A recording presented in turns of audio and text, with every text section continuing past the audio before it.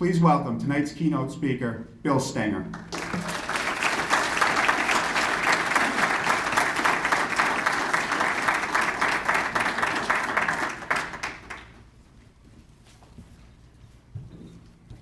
Well, good evening, and thank you for the opportunity to be with you for a few minutes and share some thoughts. I do want to thank Don and John and Tim for the welcome, the recognition. Also want to take the opportunity to thank Chuck Leamy, one of my associates at J-Peak, Erica Wilson, and Katie Kavanaugh, who are here. Thank you very much, part of my team that are here with us this afternoon. What I'd like to do is simply take a few moments and share some perspective that I have regarding doing business in Vermont. I don't have any magic formula here to share with you. Every one of you that were recognized and those of you who are in attendance work incredibly hard, care passionately about your business, are dedicated to what you do every day, and it's that passion that makes you successful and makes the efforts that we put forth as a community successful. But I think there's some things that are noteworthy about the collective effort that Vermont represents and that the businesses in our community represent. We too little take stock and credit, and we too little think about the accomplishments and the qualities that are so prevalent in our community. We tend to overlook that, and we tend to be a little too self-critical at times. And I think you know what I mean by that. This state and this community that we work in and live in is indeed remarkable. It is one of the most unique brands of any state in the union. We are the safest state to live in. We're one of the cleanest states to live in and work in. We are one of the healthiest states in which to live and work. As evidenced by what's going to happen in the next 2 or 3 weeks in Vermont, we will be the most beautiful place in the world. And I say that with great pride, and I always feel that way. When we get to the last half of September and the first 10 days of October, there is no place in the world any more beautiful than Vermont. We have a marvelous educated workforce. We are a community of people who are passionate and dedicated and have profound love for this state. So those are some of the brand qualities that we represent. Safe, clean, healthy, beautiful, a dedicated and educated workforce. And we're surrounded by 100 million consumers within a 6-hour drive of our borders to the north, south, east, and west. What a remarkable set of qualities that we represent. A physical place, a remarkable countryside, surrounded by 100 million consumers. Who would not want to do business here? We've seen in the last 10 or 15 years a communication highway that was always struggling to get to Vermont is largely finally here. We can compete. We have a relatively level playing field. And in many ways, that playing field is an advantage that we have for small and medium-sized companies.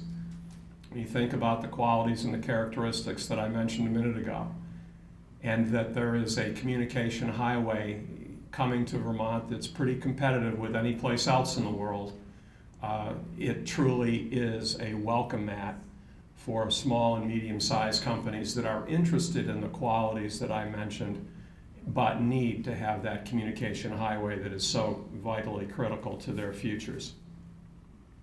Another thing that we're capable of here is we're capable of getting things done if we want to. Where there's a will, there is a way. There is nothing that we can't do here if we set our mind to it. We're a we're a state, but we're really a community. If you think about places like Columbus, Ohio, Jacksonville, Florida, Memphis, Tennessee, or Denver, those are medium-sized cities in this country. They are the same population. Each of those cities have the same population as the entire state of Vermont. So I wonder if you have an educational challenge, or you have a property tax challenge, or you have some other issue that you want to make better, and you were the mayor of Columbus, Ohio, or the mayor of Denver, or the mayor of Austin, Texas, another city that's 600,000 people. I wonder if you said to your citizens, we have a few challenges, a few issues, a few things that we can make better. Can we and do we have the wherewithal and the desire and the passion to solve problems?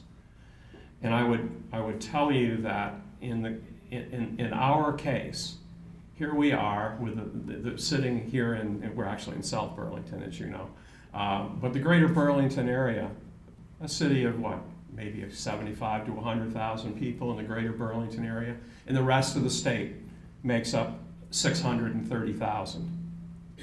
As I said a minute ago, there is nothing we can't accomplish if we set our mind to it. We have educational challenges. I had the great honor to be chairman of the Next Generation Commission a few years ago, and pretty profound recognition that a third of our students in high school go on to college. A third of them go through our career center, and the other third don't do either. They drift through high school. They do not graduate really with skills. They are the drifters in our communities and our societies, and that when we pay a very, very high price for that. So a challenge that we have as a community is how do we get 100% of our high school students either involved in career center training or headed to a collegiate experience of one form or the other? Because right now a third of our students do not have career center training and are not headed to college. They're headed for trouble. And I look at those of us who are in business constantly looking for trained employees, people who are dedicated to the future of the state, and we need a trained workforce consistently coming our way. But right now we've got a challenge where a third of them are not really ready for the next generation of employment, and it's something we can't lose sight of. It's something that is constantly an issue for us, and we need to focus on it in a very, very profound way. You know, the brand of the state is unique and special. I like to refer to us as a team economy, and it was very interesting to see the awards given out because it was a great, diverse group of businesses. I like to think of Vermont as a team economy: travel, education, agriculture, and manufacturing. Each of those sectors represent about 25% of our economy. I'll repeat them: travel, education, agriculture, and manufacturing. We have this unique brand where not only do we have these diverse business sectors, but because we're a state of 600,000 people, we tend to know everybody. We tend to know each other. We tend to understand each other's business. We tend to respect each other's business. And we tend to want to help each other succeed in the businesses that we are all in, whether it's in the travel business, whether it's in education and part of the 23 colleges and universities and all the secondary educational communities in the state, the hospitals. Agriculture was very fascinating to hear the growth in the food business. Agriculture is a driving, growing industry in our state. It has great legacy, it has great history. It represents the foundation building blocks of the Vermont communities dating back over 200 years. But it's developing and growing and diversifying in a way not ever seen in the past, and that's marvelous. We have wide sectors of manufacturing and technology, and each of those sectors represents 25% of our economy. There aren't many states in this country that have that kind of balance, that kind of integration, and represent such a vibrant team economy as we do. When I look at the future, our size and our ability to adapt and change and be nimble as businesses is one of our great strengths. We can move quickly, we can change quickly. Change is coming at rapid rates in almost every aspect of our brand. And our ability to adapt to that, our ability to be nimble and responsive is one of the great strengths that will protect us going forward. Our best days are absolutely ahead of us because of the communication highway improvements, because of our central location to enormous markets, and the fact we can move quickly, we can adapt quickly, and we can be nimble. It's among our greatest resources and our greatest strengths. I think that we're a half-full economy. I look at every day in my community. I'm blessed to work with wonderful people at JP, blessed to have local, regional representatives that work collaboratively and supportive. But every day we think that the glass is half full.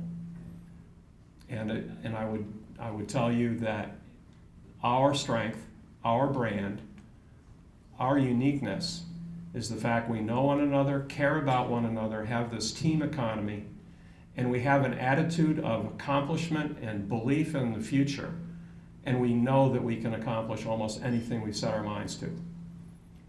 We have a can-do, we're an optimistic group.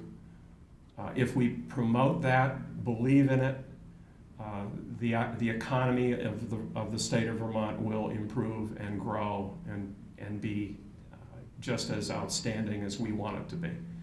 So I'll close with this. Optimism, belief in ourselves, keep investing in our employees and in each other, root for one another, recognize that although I might be in the travel business, I'm as concerned about the health of my farming community as I can be. Understand the diversity of our brand, promote it wherever you can, and believe in ourselves, believe in the future of our workforce, and with that we will be successful, and the growth will be with us for a long time to come. So I'm honored and pleased to be with you. I thank you very much, and ski season's only 6 weeks away. Thank you.